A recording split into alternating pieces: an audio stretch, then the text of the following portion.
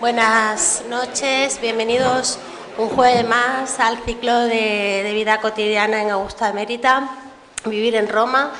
Un placer poder presentar a un compañero, a este compañero Álvaro Corrales, que creo que es la primera vez, ¿no?, que estamos aquí en el ciclo de conferencias, así que, bueno, pues como digo, todo un placer.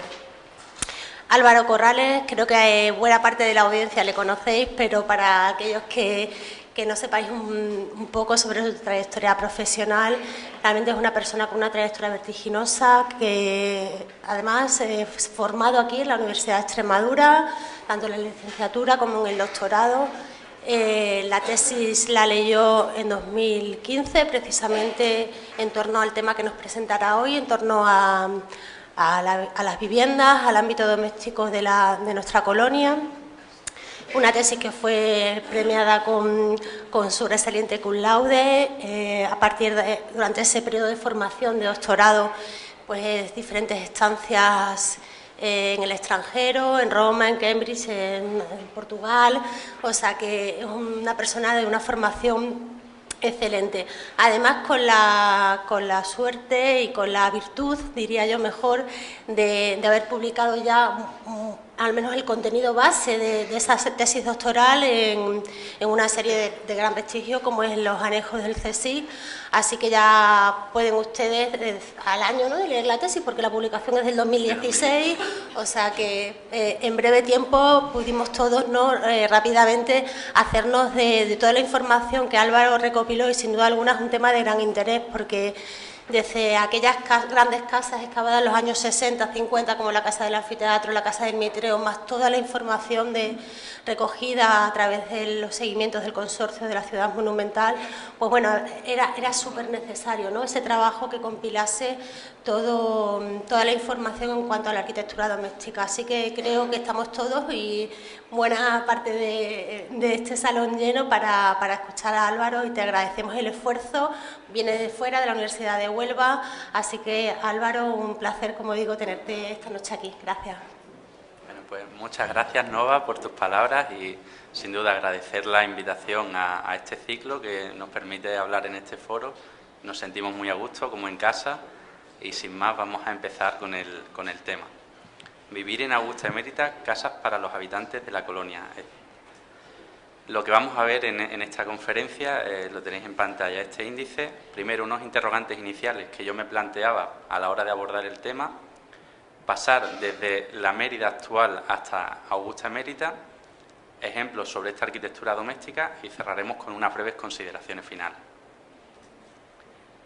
La primera cuestión: ¿cómo era la ciudad de Mérida en la antigüedad?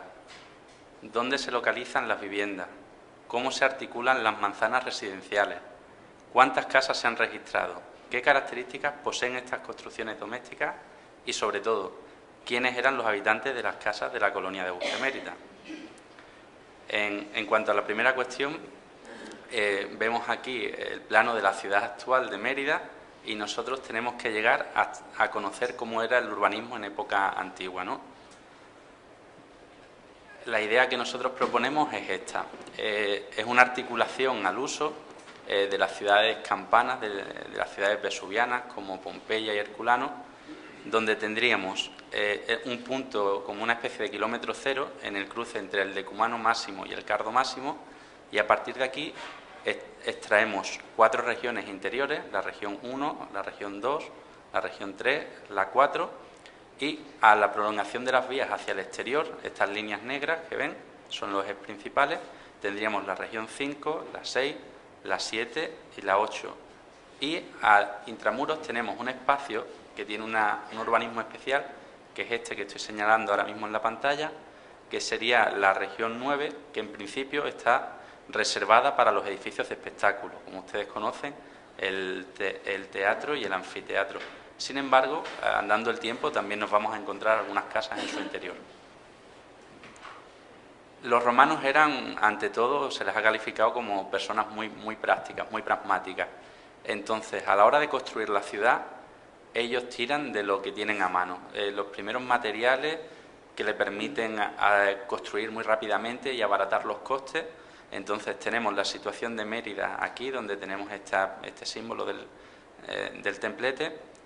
Tendríamos que estar vertebrado en torno al río Guadiana y con su brazo menor en el afluente del Albarrega, y tenemos toda una serie de materiales donde tenemos esos puntos donde destacan terrazas aluviales de arcillas y limos rojos, calizas, cuarcitas, anfibolitas, granitos, y todos estos materiales los vamos a registrar a la hora de abordar las casas, además de las técnicas edilicias públicas.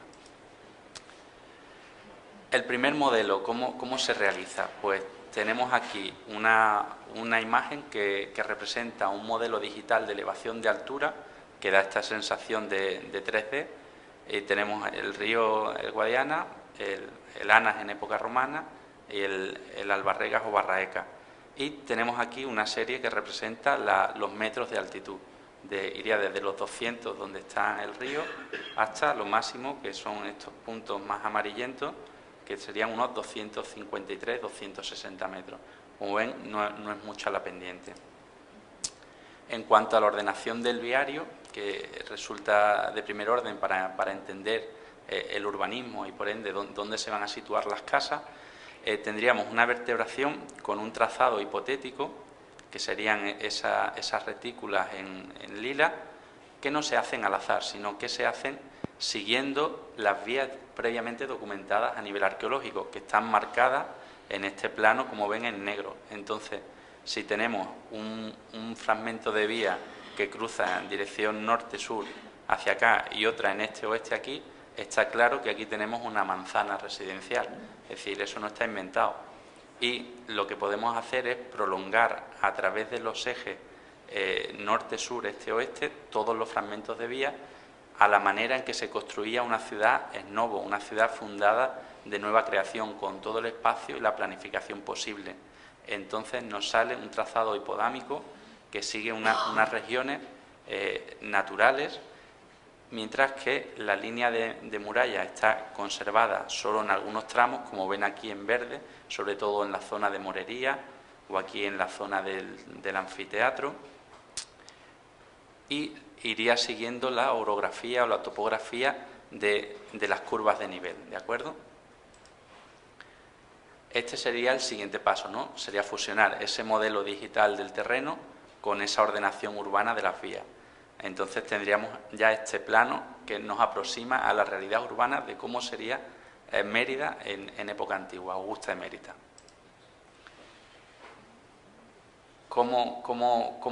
¿Dónde se localizaban las casas? Bueno, yo realicé una división tripartita para poder aclarar esto, puesto que como Mérida es una ciudad que se ocupa desde hace más de 2000 años el mismo solar, se va construyendo encima.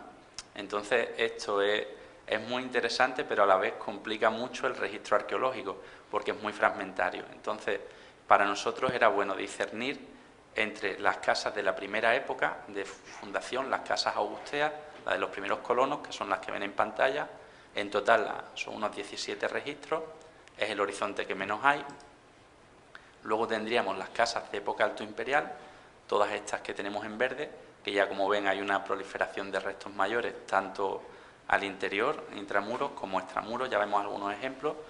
Curiosamente, esas casas que están fuera también se ordenan en torno a las vías periurbanas, ¿no? Es decir, no están flotando. Si yo prolongara esta vía, veríamos que llega hasta aquí, a donde estaría esa casa, o estas otras que están en torno al área del anfiteatro y del circo, y sobre todo estas que están una al otro lado de cada camino. En época tardorromana tenemos todavía más ejemplos. ¿Por qué? Esto es muy sencillo. Como hemos dicho en la cuestión diacrónica, cuando van dando el tiempo, en este sentido lo tenemos que invertir. El periodo tardorromano, que es el siglo III o IV, es en el que más evidencias encontramos, porque cuando vamos excavando desde el siglo XXI hacia abajo. Entonces, cuando llegamos al siglo IV o al siglo III y encontramos un mosaico, sabemos que es una casa y se deja de excavar. Entonces, por eso tenemos más restos. Pero si siguiéramos excavando, debajo de ese mosaico encontraríamos los restos de otra casa, porque las casas se siguen ocupando los mismos espacios desde época fundacional. Aquí tenemos un ejemplo muy ilustrativo, que por eso lo traigo, que es la manzana ínsula 315, que corresponde a Morería. ¿Cómo eran las manzanas residenciales en época romana? Pues mira, una manzana estándar tendría unos 74 metros de largo por 48 metros de ancho. Esto se cumple siempre que la manzana sea bastante regular, que nos da un total de unos 3.550 metros cuadrados. ¿Qué es lo que ocurre? Que muchas de las manzanas interiores son así regulares. Sin embargo, nos interesa este otro ejemplo, que es una manzana irregular que tendría, en vez de 48, 34 metros, mientras que el largo sí que lo mantiene, son esos 74, y nos da entonces 2.652 metros cuadrados. Esto es así porque la línea de muralla está cerrando aquí y entonces el ancho es diferente, ¿no? Es menor y tiene menos metros cuadrados. Sin embargo, es muy interesante para ver cómo eran esas viviendas en origen. Aquí tenemos enumeradas de la A a la D, del amarillo al azul, 4 viviendas. Si se fijan, la zona en amarillo es una parcela que tiene 950 metros cuadrados. La segunda, en ese rojo coral, 887. Una tercera bastante más pequeña, que tendría 310 metros cuadrados, y la última 600. En este caso lo que se puede ver es prácticamente un reparto simétrico en primera línea. Si nosotros sumáramos 600 y 310 metros cuadrados, nos darían 910. Entonces, realmente aquí no había 4 casas en un origen, aquí había 3. Las manzanas se reparten de manera proporcional, al menos entre las clases sociales más bajas o medianas. Sin embargo, podría haber, de hecho las hay, en otros ejemplos se verán, manzanas residenciales más grandes en torno al foro, que están reservadas para las élites, porque no reciben en la colonia, al ser una colonia fundada en novo y donde vienen muchos veteranos, ¿no? Eméritos, de ahí el nombre de Augusta Emérita, no reciben lo mismo los équites que los pédites, no reciben lo mismo el militar que tiene una graduación más alta que el militar que es un soldado raso. Eso es evidente desde época romana y actualmente. En cuanto a la pregunta de cuántos edificios se han registrado, aquí tenemos un gráfico que de manera muy visual resume las ideas que he expresado antes. Serían 17 viviendas en época augustea, 57 en época altoimperial, 68 en época tardorromana, y tenemos una especie de cajón desastre que serían 36 viviendas que podemos decir solo que son romanas. ¿Por qué son romanas? Son romanas porque tenemos unas técnicas edilicias de fabricación, unas técnicas como el opus signinum, la mampostería, el opus testacium, el opus mixtum, que nos dicen que esa vivienda es romana. Sin embargo, por falta de fortuna, no se han registrado materiales asociados al excavarlo. Entonces no podemos precisar si son augusteas, altoimperiales o tardorromanas, pero sí que son viviendas romanas. Y en total serían 36. Y ustedes podrían preguntarse, ¿son muchas casas o son pocas? Pues aquí traemos una gráfica comparativa para despejar esta cuestión. Si se fijan, son 3 las ciudades comparadas: Astigi, Hispali y Augusta Emérita. Las 3 tendrían el mismo rango en época altoimperial, es decir, son capitales conventuales en torno a la que se articula toda una demarcación jurídica en época romana.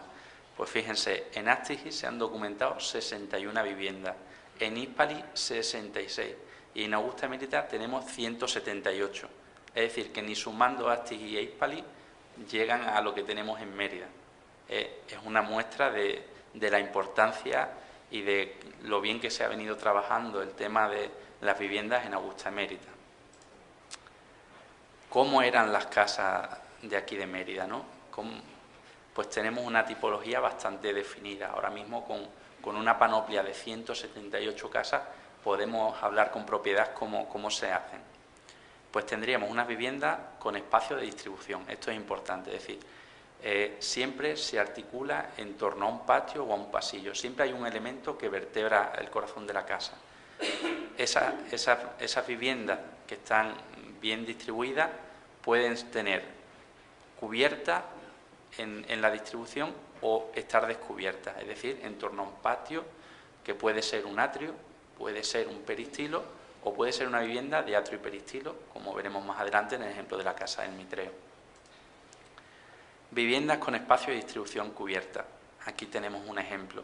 Sería en la barriada de Santa Catalina, tenemos esta vivienda que responde a un edificio polifuncional y está cubierta y se organiza en torno a este pasillo central. Como vemos en esta imagen siguiente, es muy ilustrativa porque todo lo que se ve en la pantalla es el derrumbe de las tejas sobre el suelo. Es decir, cuando una vivienda se abandona, lo primero que se cae es el tejado, y el tejado se cae directamente sobre los muros, el suelo, y cuando vamos excavando, si el registro se hace bien, vemos las fases limpias y entonces pueden ver la distribución de tejas por todo el solar. Y este sería el pasillo, el elemento central cubierto sobre el que se vertebraba la casa. Tendríamos también, como hemos dicho, viviendas con espacio de distribución descubierta en torno a un atrio. En este caso lo que están viendo es una imagen original del archivo de Maximiliano Macías, que es la primera casa que se excava en la ciudad.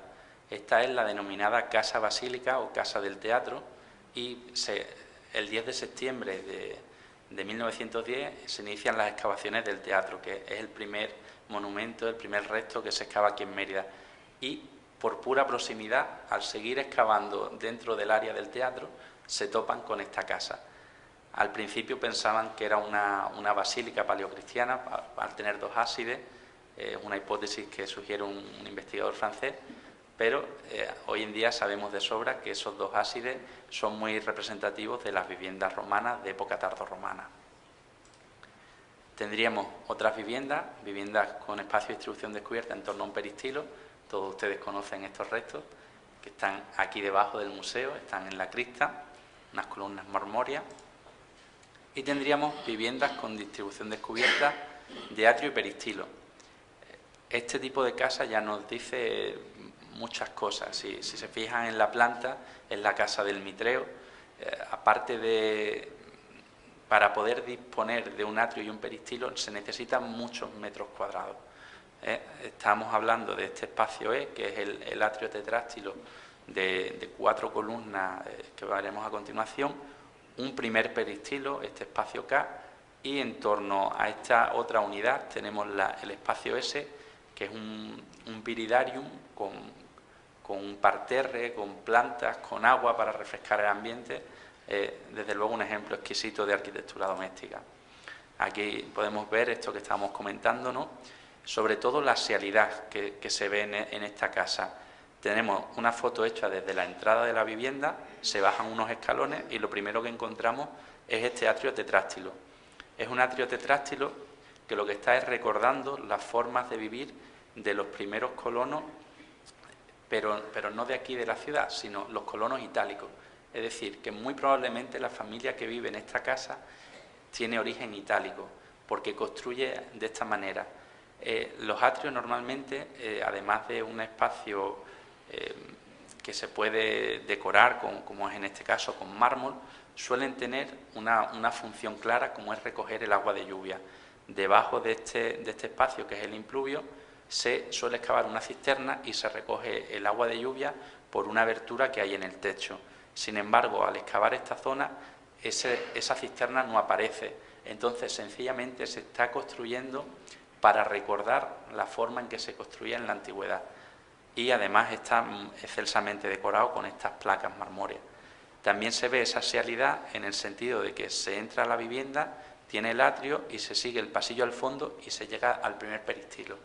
Y luego lo que tienen aquí en la imagen de la derecha es ese viridarium, que es una especie de jardín privado en torno al cual se establece un ninfeo, una serie de canalizaciones por las que discurre el agua y todo un parterre interior donde crecen las plantas, con lo cual el efecto es muy refrescante para el verano. En torno a la cuestión de las casas y habitantes, tenemos que decir que esta es la madre del cordero, ¿no? Porque es muy difícil conocer qué gente vivía en cada casa. Aquí os traigo dos ejemplos, dos magníficos testimonios que pueden visitar aquí en el museo, muy conocidos, ¿no? El caso de Lutatia y el de Minichiae.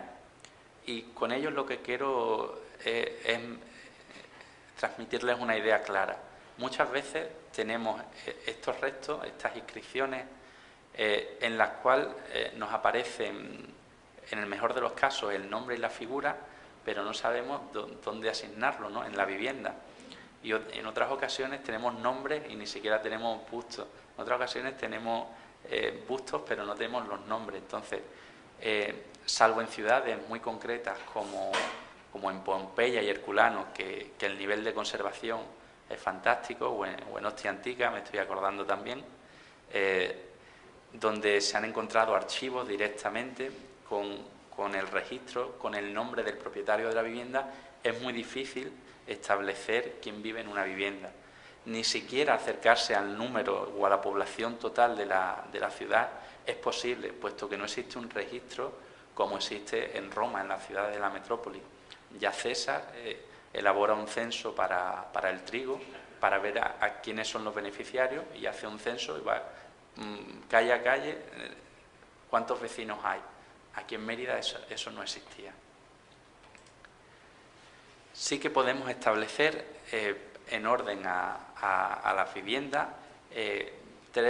tres tipos básicos de estándares de vivienda, de nivel de la población, y un caso especial.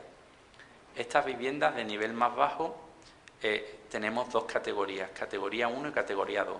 Se diferencian básicamente, como pueden ver, en los metros cuadrados, ¿no? La categoría 1 sería la de más bajo nivel, serían hasta 100 metros cuadrados y combinaría la función comercial y artesanal con un mínimo espacio de residencia. En la segunda categoría siguen combinando función comercial y artesanal y tenemos un poco más de amplitud, de 100 a 300 metros cuadrados. ¿Qué tipo de población vive en estas viviendas? Eso sí podemos saberlo. Pues como tienen aquí abajo, serían hombres libres, los llamados ingenui, extranjeros, peregrini y libertos, liberti. Este sería un ejemplo de vivienda de nivel bajo, ¿no?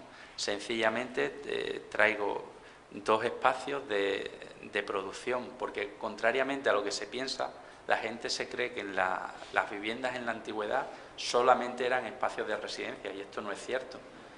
Las viviendas tenían espacios de producción. De hecho, estas piscinas que se ven en la fotografía son para el trabajo artesanal con agua.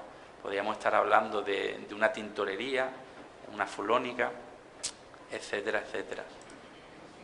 Tendríamos unas viviendas de estándares de nivel medio, que serían las categorías tercera y cuarta, la categoría 3 entre 100 y 300 metros cuadrados, y la diferencia con esas viviendas de nivel más bajo serían que, además de combinar la función comercial y artesanal con ambientes de residencia, tienen una arquitectura de prestigio. Esta arquitectura de prestigio es la que podemos ver en esos atrios, en esos peristilos ornamentados con columnas de mármol o estucadas, y en esta categoría 4 tendríamos más metros cuadrados, entre 300 y 400 metros cuadrados, pero ya con la idea de esa arquitectura de prestigio.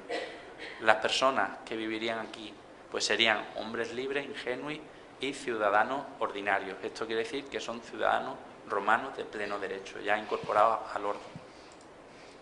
Una vivienda de nivel medio puede ser este ejemplo de la calle Adriano número 48, donde tenemos ese trazado articulado, ¿no?, en líneas hipotéticos. Sin embargo, como ven, aquí hay fragmentos de vía, que esto nos aclara que por aquí va una vía, y tenemos esta tira de vivienda que iría en vertical, ¿de acuerdo?, de este a oeste, y tendríamos aquí un patio, un muro, y de donde sacamos esta flecha para indicarlo tenemos el pozo, un pozo que está en medio del patio para abastecer de agua. Es decir, son personas que tienen acceso al agua. Tenemos ese caso, que serían los casos especiales, que se trataría de complejos polifuncionales.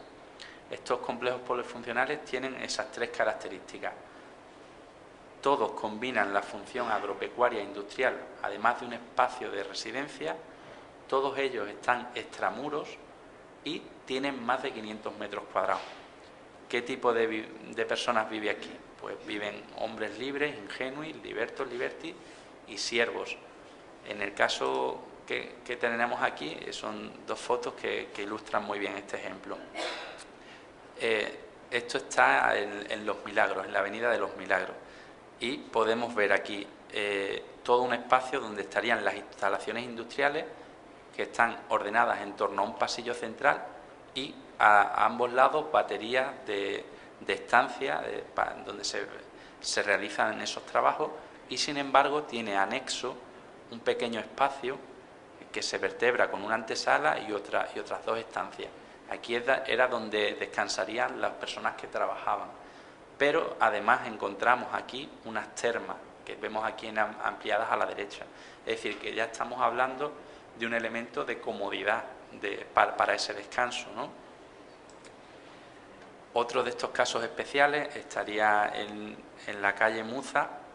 Tenemos el ejemplo en torno al pasillo, se documentaron hasta 12 estancias, y este caso es muy ilustrativo, puesto que tenemos aquí a la derecha, se documentan toda una panoplia de herramientas para el trabajo, que van desde aperos de labranza hasta lo que tenemos aquí representado, una trévede para calentar los alimentos al fuego, una sítula o un asa de un cubo en bronce, una balanza, antiguamente se llamaba la romana, ¿no?, porque mantiene esta forma, esta tradición, y esto que vemos aquí es una sierra de talar, es decir, que se hacen trabajos de carpintería.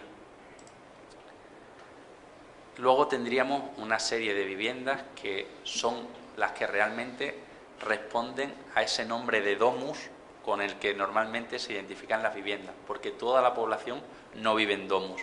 La domus es solamente el nivel más alto de estándar social.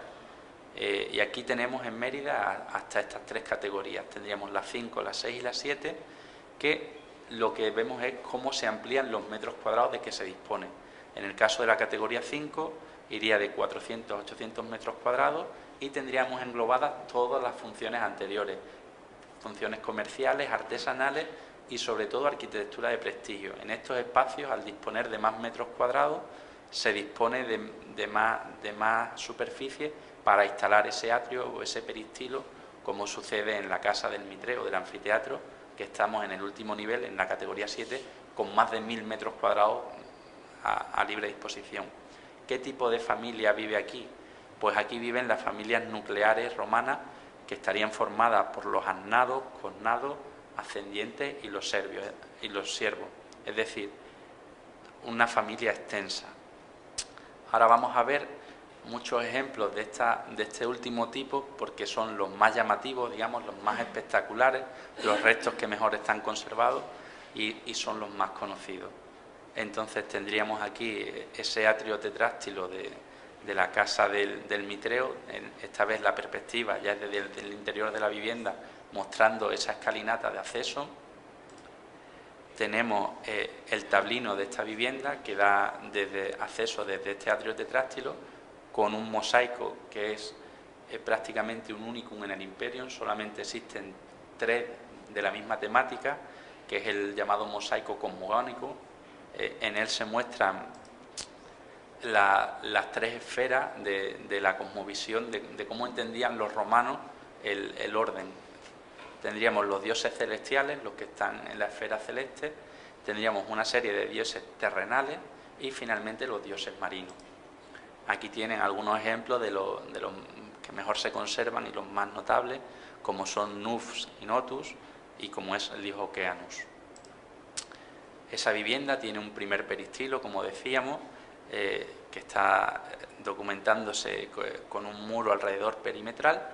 En él tendríamos simplemente un área de esparcimiento, sería una especie de estanque donde podrían tener peces para relajarse, y sobre todo se nota una serie de pinturas aquí que imitan un enrejado.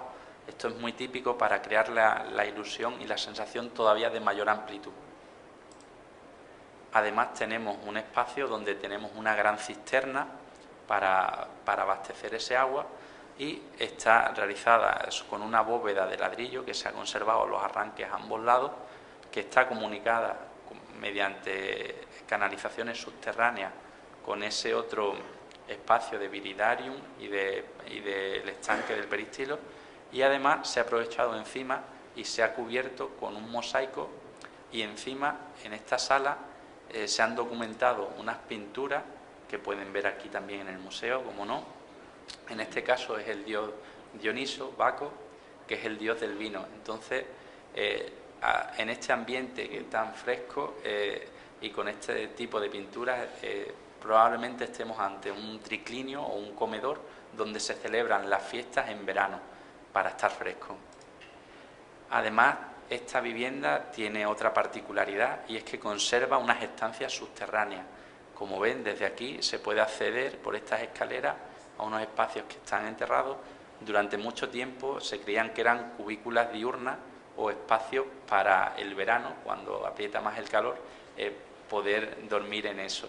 Sin embargo, cuando estuve trabajando sobre esta vivienda, yo me hacía una pregunta clara, y es: una persona que tiene en su tablino un mosaico como el cosmogónico, que está demostrando un exquisito buen gusto, la manera en que está realizada, la técnica de ejecución es buenísima, y no puede tener en el mismo sitio para el verano un suelo tan pobre y unas paredes tan pobres como tiene aquí. Entonces, comparando con muchos ejemplos a lo largo del imperio, lo más probable es que estos fueran las estancias para los siervos, el alojamiento de esa gente que vive en la casa, que hace las tareas y el trabajo sucio, y sin embargo los apartamos de la vista para no verse. Al estar enterrados, ellos tienen su propio canal para acceder, entrar y salir, y son personas invisibles a los ojos de los invitados. En este caso, estas son las pinturas que se conservan en este espacio frontal, que no se ven en esa imagen, y que imitarían unas crustas marmóreas, un mármol de estilo Brocatel. Otro ejemplo del salón, con una decoración de un mosaico de un erote, un angelillo, y llegamos a la sala de las pinturas, una sala fantásticamente decorada, con unos motivos de candelabros ornamentales y ese rojo pompeyano que dan muestras de la importancia de la vivienda. En este caso veríamos la planta, como está aquí el anfiteatro, la denominada Casa del Anfiteatro. Aquí la ven, una perspectiva aérea. Esta casa se entiende muy bien. Actualmente lo que se ve es una sola vivienda del siglo III, dataría. Tenemos aquí una serie de módulos que van perfectamente. Se trata de un muro hecho de una única vez, y lo que se planteaba en las excavaciones de Eugenio García Sandoval en los años 60 es que podría tratarse de dos viviendas que estarían en relación a través de este espacio. Es decir, ellos cerrarían una vivienda en origen aquí, en un momento posterior se compra la casa de al lado y se amplía.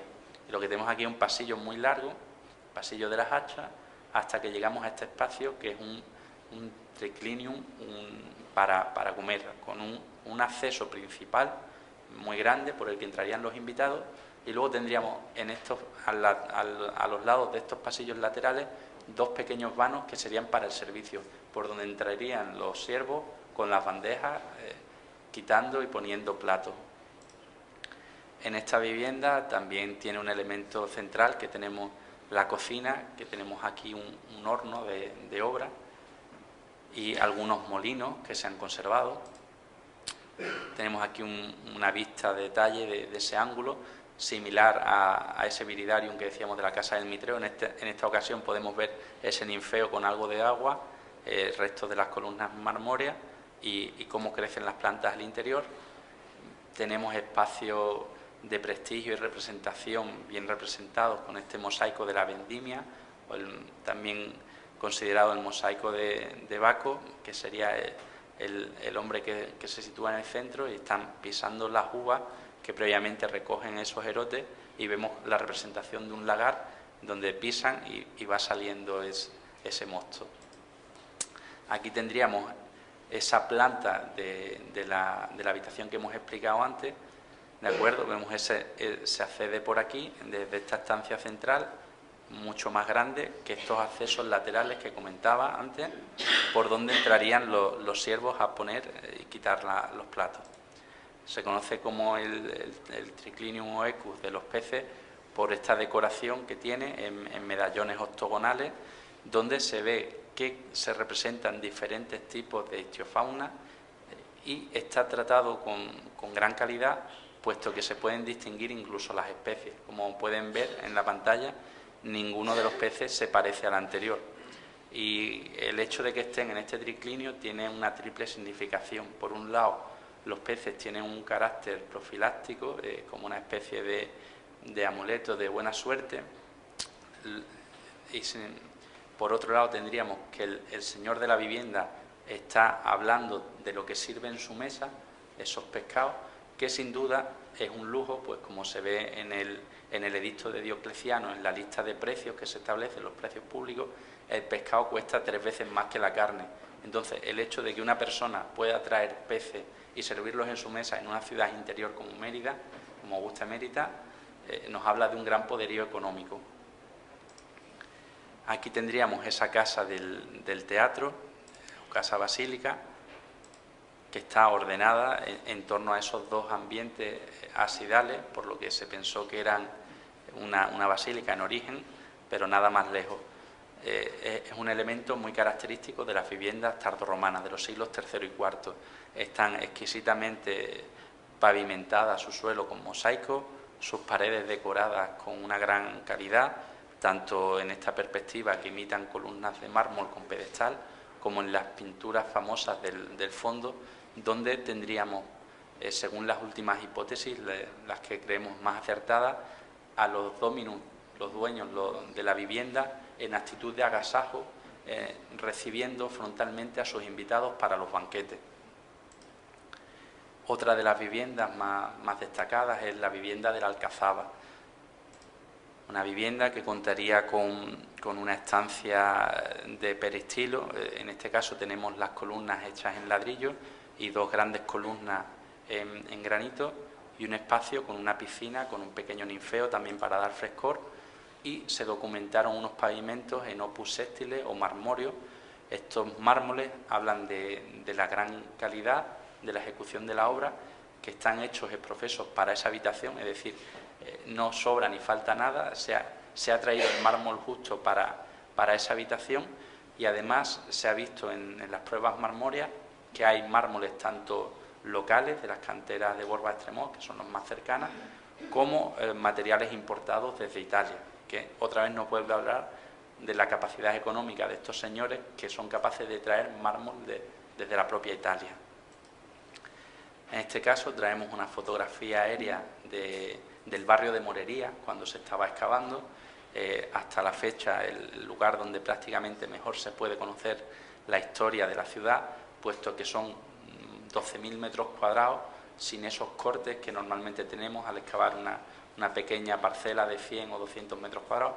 Aquí tenemos 12.000 metros cuadrados todos juntos, donde se pudo comprobar el viario, la muralla y hasta 12 viviendas.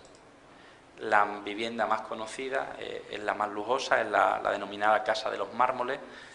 La explicación es bien sencilla, ¿no? Es por la cantidad de elementos marmóreos que tiene tanto columnas como el suelo, que hace una especie de ajedrezado en damero con alternancia de una gama blanca a azules. Y luego tenemos en las columnas y tenemos incluso revestimientos parietales, estas placas de mármol que van revistiendo todos los elementos. En este caso lo que tenemos al interior es un espacio que se conoce como diaeta. Es un espacio muy íntimo, tiene unos 30 metros cuadrados, y en él se dispone de un espacio central más amplio, una fuente aquí en medio de carácter octogonal, donde se ha descubierto la tubería de plomo, la salida de la canalización, y luego en un exceso superior hay que subir un escalón para llegar a este pequeño ambiente asidado, donde probablemente habría una silla y el señor recibe a las visitas más íntimas, donde está con sus amigos o sus clientes para cerrar tratos. Aquí tienen otra perspectiva donde se ve mejor lo que les comentaba sobre la fuente y la salida del agua, esta canalización por debajo, y se aprecia la altura, hasta aquí unas lastras de mármol blanco, y sin embargo aquí al interior de esa diaeta vemos otra vez ese ajedrezado en dameros blancos y azules. Finalmente, esta vivienda tiene otro plus, otro valor añadido que nos habla de esa categoría social tan elevada, es el incluir el baño en la casa. Es decir, esta vivienda tiene un baño Tenemos fuentes antiguas como el banquete de Trimalción, donde se nos habla de cómo era costumbre, a la vez que invitas a la gente a comer a casa, luego les dices, bueno, ahora daros un baño, ¿no? Es una manera de autoexhibirse, de exhibir ese poder. En este caso lo que vemos son 3 ambientes ácidados, son 3 pequeños ácides que están con una doble columnata de mármol al interior, y debajo encima de cada uno de estos puestos estaba decorado con un fresco de una venera, todo un simbolismo, porque debajo de la venera se sitúan los venerables, es decir, vuelven a autoexhibirse y a representar ese poder. Haciendo unos cálculos aproximados para que vean cómo podrían ser esos sectores de población en relación a las casas. En el 67% de las ocasiones no contamos con los métodos disponibles para poder asignarlo a uno de estos niveles que hemos visto. Sin embargo, en otros casos sí que contamos. Y entonces tenemos un 3% de nivel bajo, un 7% de nivel medio, un 2% de nivel especial y un 21% de nivel alto. ¿Esto qué quiere decir? ¿Que la mayoría de la gente pertenecía a esa gama y eran ricos? No.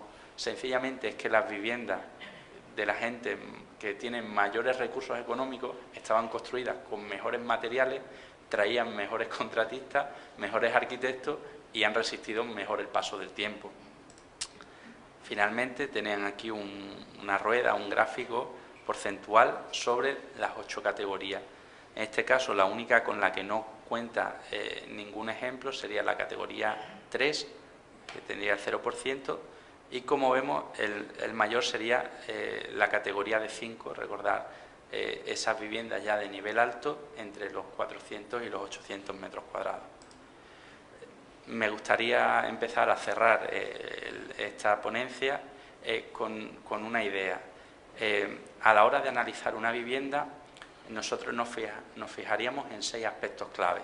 El primero sería la localización, que lo hemos comentado, ¿no? ¿Dónde se encuentra esa vivienda? Porque aún hoy en día no es lo mismo una casa en el centro de la ciudad que en la periferia. El valor del predio, el valor locativo, solo por el lugar que ocupa una vivienda, en cualquier ciudad hoy en día pueden ver una gran diferencia entre lo que ocupan las manzanas centrales que las que ocupan la periferia.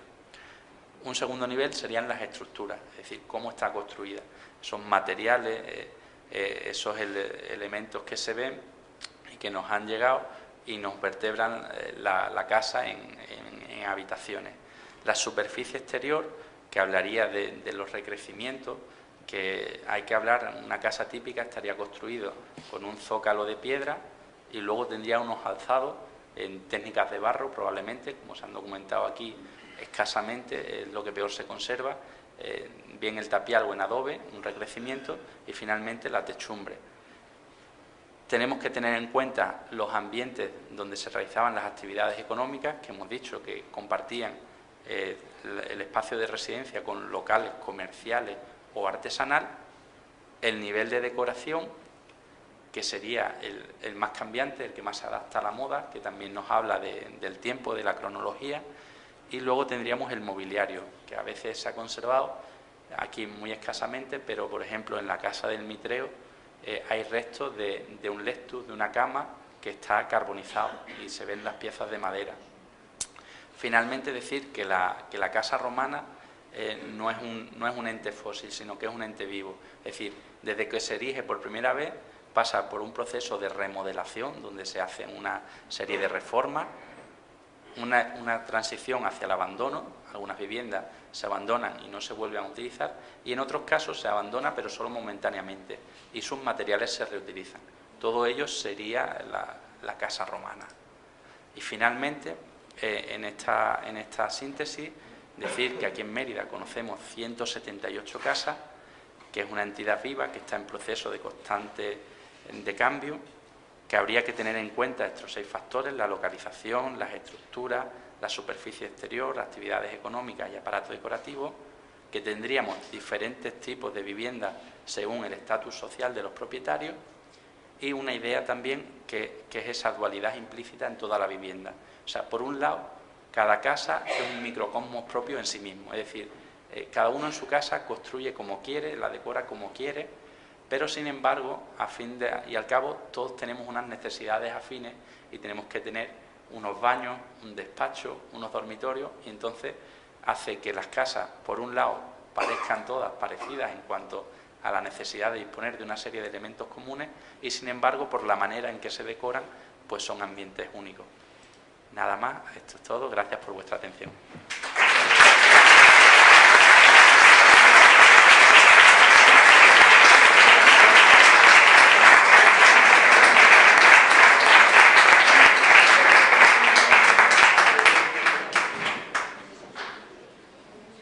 Muchísimas gracias, Álvaro, por la claridad de ideas y por habernos mostrado este amplio panorama.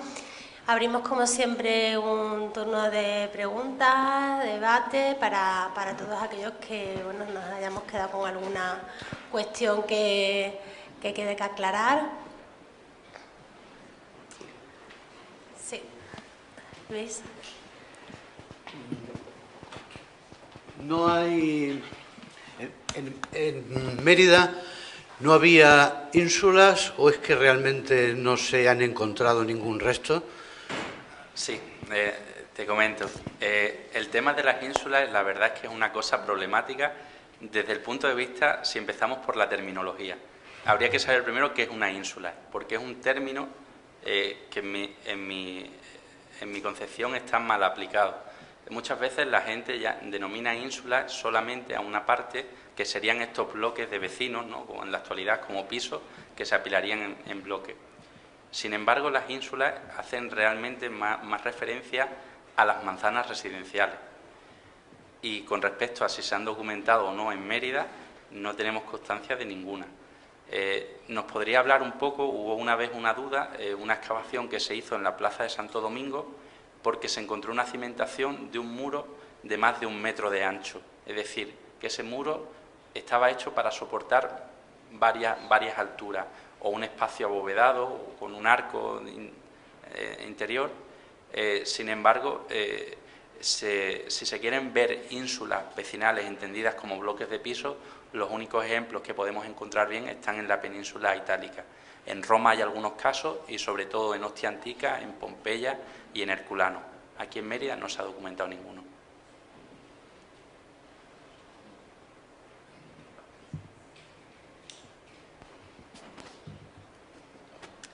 ¿Alguna cuestión? Yo sí que tengo una duda, bueno, tengo muchas con respecto a la casa del Mitreo, ¿no? Porque sigue siendo una domus muy especial por muchos aspectos.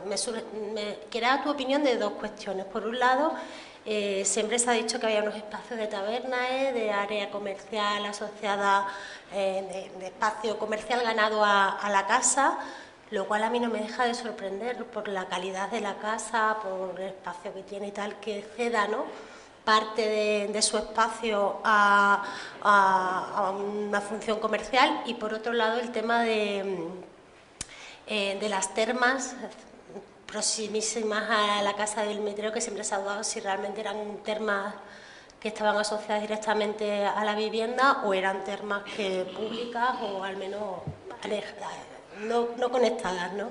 Pues mira, creo que puedo responderte con claridad a las dos preguntas. En primer lugar, la casa del Mitreo se excava de manera simultánea a la casa del anfiteatro. Esto ya es una problemática, porque lo excava la misma persona y entonces tiene que desdoblarse. Para seguir, lo primero que se excava de la casa del Mitreo son estas termas, ¿de acuerdo? Y se excavan, y sin embargo se sigue excavando, y al encontrarse este núcleo principal, pues optan por seguir por donde hay más. Entonces paran la excavación. ¿Es posible saber si estas termas pertenecen a esta vivienda o bien pertenecen a otra vivienda en la que aquí tengamos una especie de calle y constituyan los baños de otra vivienda que se encontrara aquí? Podría ser, porque no encontramos relaciones topológicas. Y lo más problemático es que nunca lo vamos a saber, porque al adecuarse el espacio para la visita, en el año 94, al situarse la techumbre y todo el recorrido de la visita, se establece justo en este espacio donde podría darnos la clave de si hay continuidad de estructura y ver si este baño pertenece a la casa o no, se establece una pasarela que nos borra todo este registro. Es decir, ahora mismo ya no lo vamos a saber. Normalmente yo lo suelo incluir porque precisamente teniendo una vivienda de estas características, con todos los espacios de representación posibles para una gran domus, ¿cómo no va a tener un baño? Y yo el único que tengo es este. ¿Vale? Eso por un lado, ¿no? Y la otra cuestión eran los espacios comerciales. Y también lo tenemos, y además a la manera clásica. Los espacios comerciales, la A de acceso, esa vivienda con esa entrada con la escalinata que tenemos aquí, y estos espacios B y C son dos ambientes de taberna, y concretamente uno de ellos, el C, que se documentaron muestras de huesos. Se trata de un taller de huesos. Sabéis que en época romana la mayoría de las mujeres iban con elementos decorativos de huesos, tanto agujas como peines, sobre todo elementos de adorno personal. Y en este caso se documentaron en ese espacio C, y además en los años 70, que ya estaría fuera de aquí, de esta planimetría, por aquí pasa una ampliación del cardo hacia afuera del exterior de la ciudad, y se hizo un sondeo en los años 70 por un académico francés, y encontró también un taller de vidrio. Es decir, esto no es infrecuente, y viene relacionado a lo que he comentado, ¿no? Además de ser un espacio de residencia, que es lo que sabemos y todo el mundo asocia, las viviendas también tienen espacios productivos y tienen espacios de comercio, porque teniendo por aquí el cardo, que es una de las vías principales de la ciudad, ¿cómo no aprovechar ese valor locativo si es una de las vías más transitadas para vender vidrios y elementos de hueso?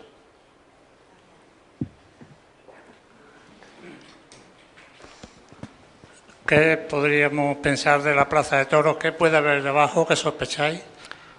Se excavó a inicios del siglo XX, y lo que salieron fueron esas esculturas fantásticas que están aquí en el museo, el culto a Mitra, ¿no? Se hablaba, de hecho, la casa recibe el nombre de la Casa del Mitreo, porque se creía que estaba en relación con ese culto. Es cierto que ahí aparecieron las esculturas, sin embargo, el verdadero mitraeo está un poco más hacia la derecha, en torno a la vía Ensanche. Sí, por allí.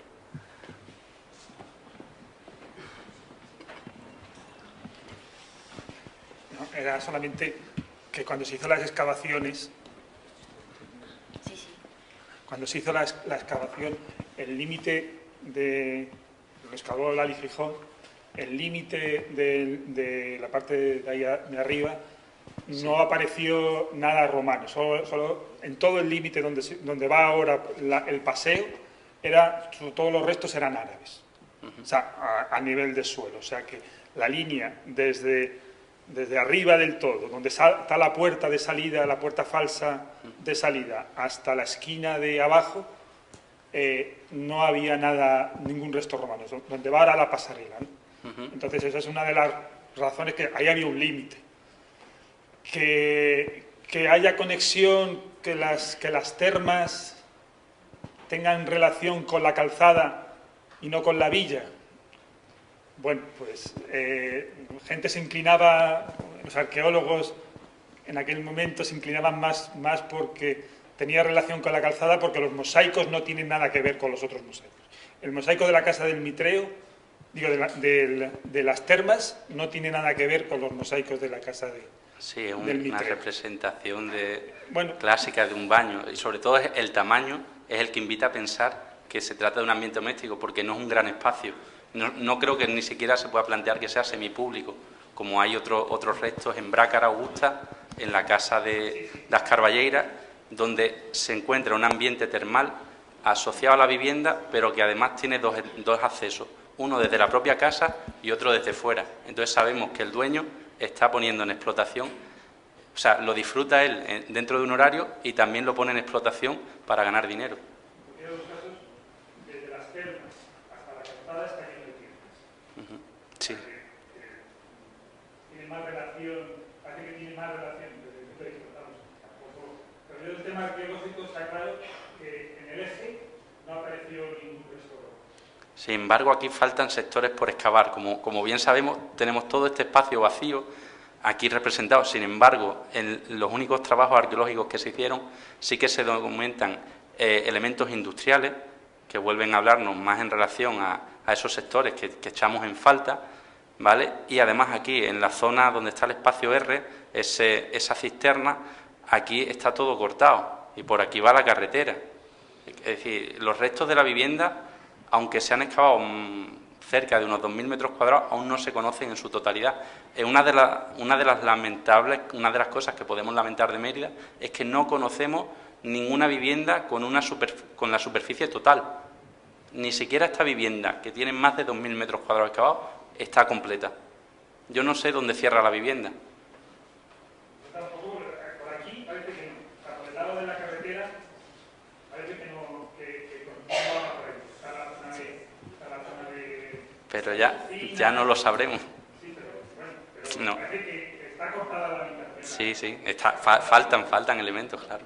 Pero por el lado de la puerta falsa, la puerta de salida del patio tetrástico, ahí había restos árabes. O sea, que no parece que por ahí pueda crecer la... No obstante, en este espacio que también hay, en este espacio por encima de la terma, esto no está excavado, ni siquiera tiene hecha una prospección geofísica, que nosotros pudiéramos ver, sin necesidad de excavar, cómo son las estructuras y si se relacionan con esto, con este baño. Podría hacerse. Sin embargo, hay que preparar el terreno para poder realizar una geofísica al menos.